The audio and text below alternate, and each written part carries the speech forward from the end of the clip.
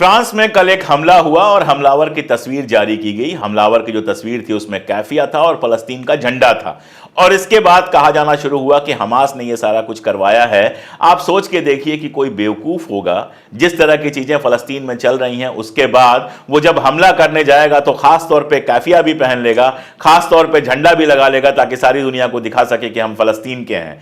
असल में इस तरह के तमाशे मोसाद पहले भी करवाता रहा है। इस तरह की चीजें करने के लिए इजरायली बदनाम है। जो खबरें आप इस समय स्क्रीन पे देख रहे हैं उनको देख के आप समझ गए होंगे कि पहले भी अपने ही ऊपर हमला करके अपने ही घर के बाहर स्वास्तिक का निशान, जो नाजी निशान था, यह सारा कुछ बना करके ये फलस्तीनियों को फंसाने का काम करते रहे हैं, आज भी कर रहे हैं। आज बहुत सारी बड़ी खबरें हैं, खासतौर पे ये कि इजराइल में इमरजेंसी लगा दी गई है, लेबनान के साथ वार बहुत तेज हो गई है और इजराइल के अंदर काफी सारा बवाल शुरू हो गया है। ये और इसके साथ जुड़ी और सारी डिटेल्स लेकर हाजिर हूं, देखते रहिए पूरा वीडियो।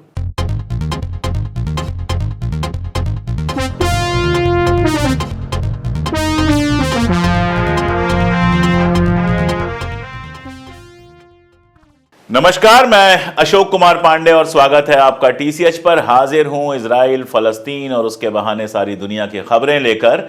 ताजा अपडेट, सबसे बड़ी अपडेट यह है कि इजराइल ने अपने देश में इमरजेंसी की घोषणा कर दी है। 48 घंटों के लिए वहां इमरजेंसी लगाई जा रही है और कारण यह है कि नॉर्दर्न और सदर्न दोनों इजराइल में खतरे बढ़ गए हैं। खास तौर पे नॉर्दर्न इजराइल, जिसकी सीमा लेबनान के साथ लगती है, वहां पर खतरे बहुत ज्यादा बढ़ गए हैं क्योंकि आज हिजबुल्लाह ने 300 से ज्यादा रॉकेट्स फायर की हैं और यह बताया जा रहा है कि इजराइल का भारी नुकसान हुआ है।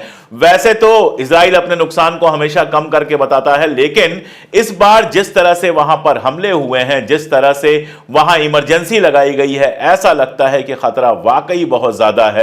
वहां पर 300 से ज्यादा रॉकेट फायर किए गए हैं, जिनमें से कई सारे जमीन तक पहुंचने में, अपने निशानों तक पहुंचने में कामयाब रहे हैं। वहां के नागरिकों को वहां से जा रहा है, बंकर बनाए जा रहे हैं, यानी एकदम जंग जैसी स्थिति हो रही है। और बार बार वहां का मीडिया कह रहा है कि हिजबुल्लाह के साथ अगर हम जंग में जाएंगे तो यह बहुत दिक्कत होगी। और सिर्फ हिजबुल्लाह का मामला नहीं है, अगर केवल कल की हम बात करें तो हमास ने साउथ का जो इजराइल है, सदर्न इजराइल है, गाजा से लगा हुआ जो इजराइल है, वहां पर रॉकेट छोड़ी हैं और उससे भी नुकसान की खबरें हैं। साथ में इराकी रेजिस्टेंस ने हाइफा जो उनका पोर्ट है, वहां पर मिसाइल छोड़ी हैं और हूथी अपने यहां लगातार हमले कर ही रहा है। इन हमलों में बताया यह जा रहा है कि खासतौर पर गजा के अंदर जो लड़ाई चल रही है उसमें उसके 3 सीनियर ऑफिसर्स मारे गए हैं। कुल मिलाजुलाकर 5 या 6 लोगों के मरने की खबरें आ रही हैं और ये खबरें कहीं और नहीं, इजराइल के अपने अखबारों में छप रही हैं। और जब इजराइल के अखबार छापे कि 4 या 5 लोग मरे हैं तो आप ये जान लीजिए कि कुल मिलाकर जो वहां पर हादसा हुआ है, जो घटना हुई है, उसमें इससे कई गुना लोग मारे जा सकते हैं। तो सबसे बड़ी खबर यह है कि ईरान तो अभी खामोश बैठा है, लेकिन लेबनान के साथ ऐसा लगता है कि फुल स्केल वार हो सकता है। आगे भी बहुत सारी डिटेल से मैं बताऊंगा, लेकिन उसके पहले मैं आपको एक काम की बात बता रहा हूं जो खास तौर पे उन लोगों के लिए बेहद काम की है जिनके बच्चे बाहर पढ़ते हैं और जिनको बच्चों को पैसे भेजने होते हैं। एक बहुत ही बढ़िया न्यूज है आप सभी के लिए। अभी तक क्रेडिट कार्ड से बैंक में अमाउंट ट्रांसफर करने पर 3 से 5% तक का चार्ज लगता था, जो कि अब फ्री हो जाएगा बस इस एक एप्लीकेशन की मदद से। एप्लीकेशन का नाम है हाउसिंग। लिंक डिस्क्रिप्शन में है, कमेंट में पिन्ड है, प्ले स्टोर और ऐप स्टोर पे आसानी से अवेलेबल है। इस ऐप को डाउनलोड कर लीजिए, पे ऑन क्रेडिट पर क्लिक कीजिए, एजुकेशन फीस पर उसके बाद क्लिक कीजिए, जितना अमाउंट ट्रांसफर करना है वो डालना है, फिर जिस बैंक में अमाउंट चाहिए उसकी डिटेल या फिर यूपीआई आईडी फिल करके पैन डिटेल्स आपको डालना होगा।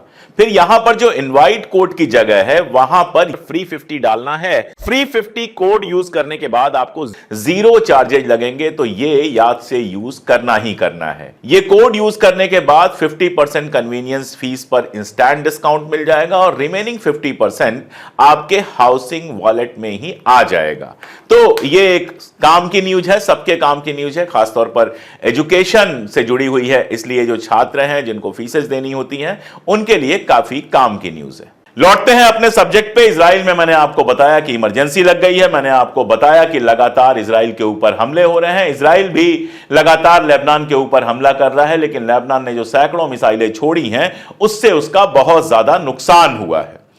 इधर इजराइल के अंदर जो हालात हैं वो बड़े अजीबोगरीब हैं। इजराइल के अपने अखबार, अपने रिपोर्टर्स कह रहे हैं कि हम वार के लिए, युद्ध के लिए, इस तरह के युद्ध के लिए जो पूरे मिडिल ईस्ट में चलेगा, ऐसी जंग के लिए हम तैयार नहीं हैं। यानी हमास जो था उसके ऊपर हमला करने के लिए, उस पर बम गिराने के लिए तो ये तैयार थे, लेकिन एक साथ हमास, लेबनान, ईरान, इधर आपका हूथी, इन सब से एक साथ जंग करने के लिए इजराइल तैयार नहीं है।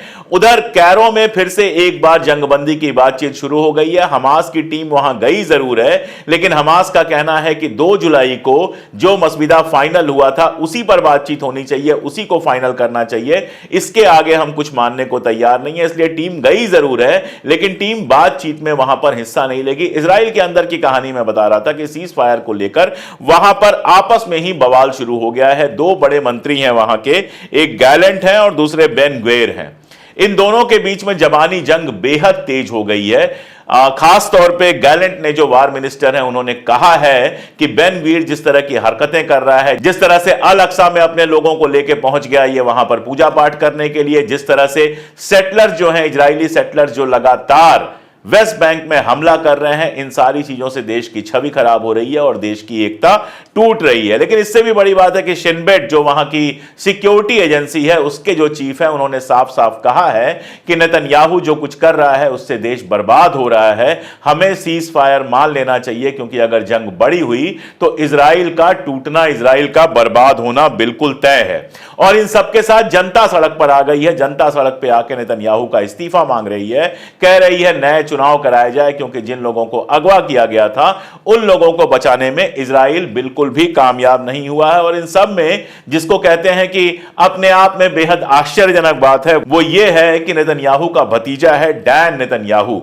डैन नेतन्याहू ने बाकायदा एक आर्टिकल लिख के कहा है कि बेंजामिन नेतन्याहू, जिसको वहां बीबी कहते हैं, बीबी इजराइल को पूरी तरह से बर्बाद कर रहा है।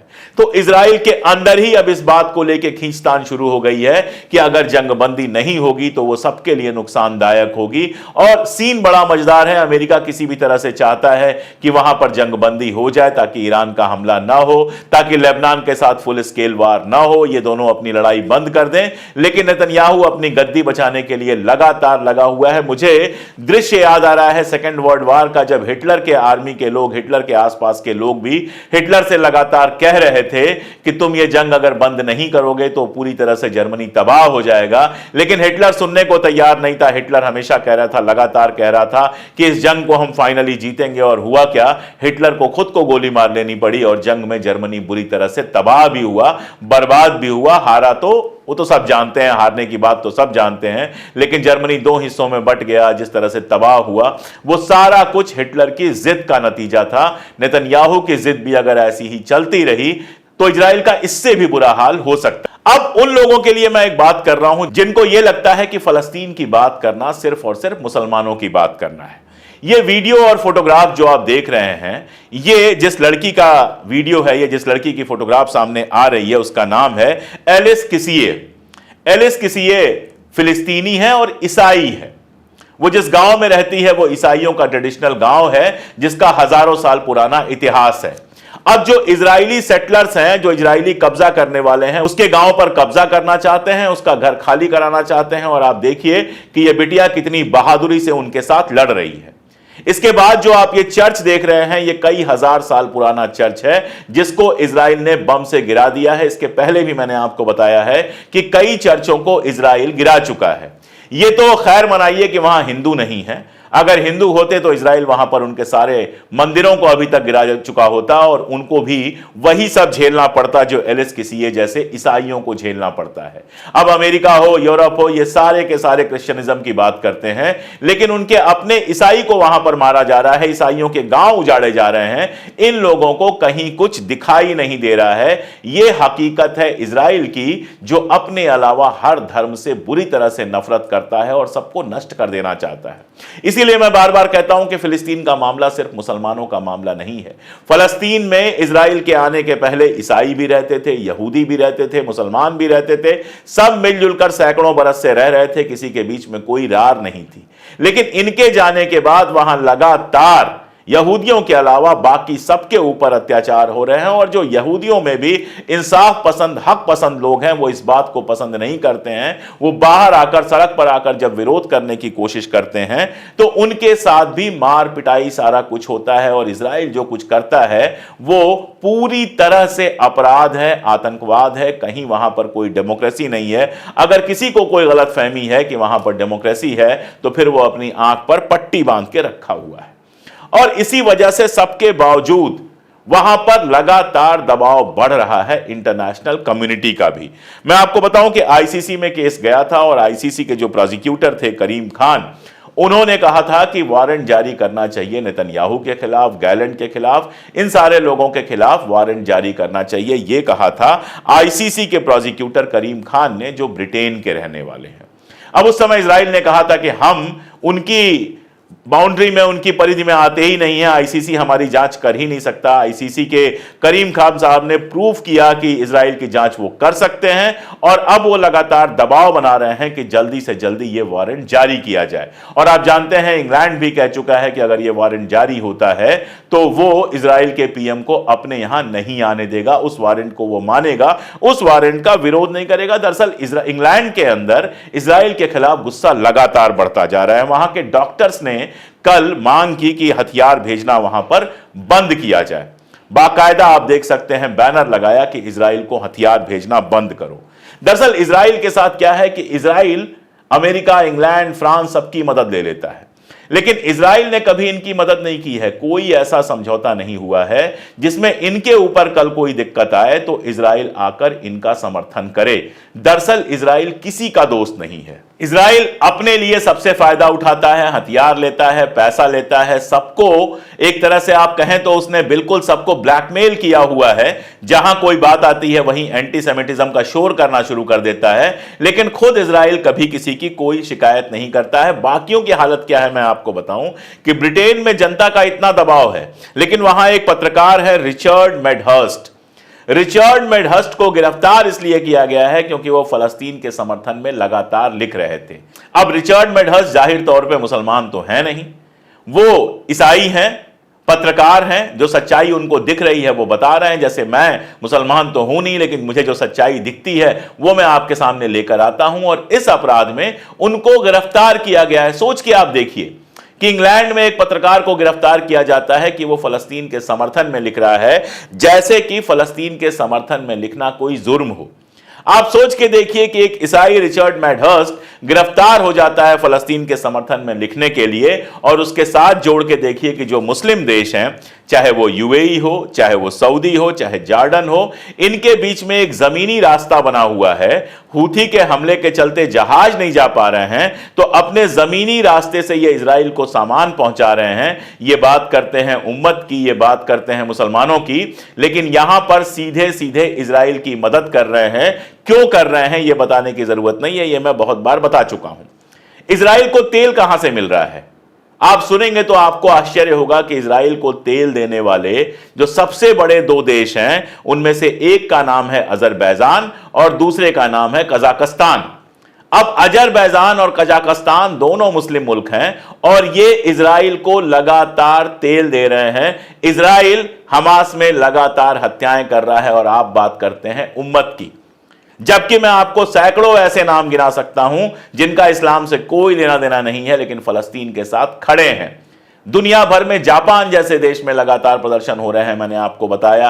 नॉर्वे में हो रहा है, स्वीडन में हो रहा है, एम्स्टर्डम में हो रहा है, इंग्लैंड में हो रहा है, इन सारे देशों में हो रहा है। लोग सड़कों पर आ रहे हैं और जो मुस्लिम मुल्क हैं वो इजराइल की इधर या उधर से मदद कर रहे हैं। आप खुद सोच के देखिए कि इनके लिए पैसे से बड़ा और कुछ भी नहीं है। हालत यह है कि महमूद अब्बास, जिनको कहा जाता है कि वो वेस्ट बैंक वगैरह जो है वहां के वो राष्ट्रपति हैं, पीए पैलेस्टीनियन अथॉरिटी के नेता हैं, उन्होंने कहा कि मैं गजा जाना चाहता हूं, देखना चाहता हूं गजा में क्या हुआ। उनको गजा जाने की अनुमति नहीं मिल रही है और ये सारे मुल्क अपने मुंह पर, ये सारे अरब मुल्क जो हैं वो अपने मुंह पर डॉलर्स की और पेट्रो डॉलर्स की पट्टी लगाकर बैठे हुए हैं। कोई आगे आकर ये नहीं कह रहा है कि भाई एक फलस्तीनी को फलस्तीन के दूसरे हिस्से में जाने की इजाजत क्यों नहीं है। ये कंडीशन है इंटरनेशनल पॉलिटिक्स की, जहां पर अरब मुल्कों का बड़ा हिस्सा जो है वो डायरेक्टली ना सही इनडायरेक्टली इजराइल के साथ जाके खड़ा होता है। आप सोच के देखिए कि जहां ये हालत है, बच्चों की ये हालत है। ये वीडियो आप देख रहे होंगे, एक बच्ची जो है पानी किस तरह से पी रही है, किस तरह से गिरता हुआ टपकता हुआ पानी एक गाड़ी से वो पी रही है। सोचिए उसकी प्यास की क्या हालत होगी। जहां बच्चों की यह हालत है, जहां तबाही इस कदर हुई है, जहां इतने लोग मारे गए हैं, पड़ोस का मुल्क है, कैसे हिम्मत पड़ती होगी, कैसे अपने आईने के सामने जब जाते होंगे तो कैसे अपना चेहरा देखते होंगे, कैसे अपने दिल को समझाते होंगे जब ये इजराइल की मदद करते हैं। कोई भी आदमी जो आज इजराइल के साथ खड़ा है वो बेसिकली इन बच्चों की जान का दुश्मन है, इन बच्चों का हत्यारा है। आज इजराइल की कंडीशन यह है कि उसने गजा को लगभग तबाह कर दिया है। 95% वहां की जनता जो है वो अपने घरों से बाहर है, टेंट में रह रही है, सड़कों पे रह रही है। कभी कहा जाता है वहां जाओ, कभी कहा जाता है वहां जाओ, कभी स्कूल पे बम गिर जाता है, कभी हॉस्पिटल पे बम गिर जाता है। ये सारा कुछ हो रहा है, लेकिन अरब मुल्क खामोश होकर बैठ के देख रहे हैं। अमेरिका खामोश होकर बैठकर देख रहा है।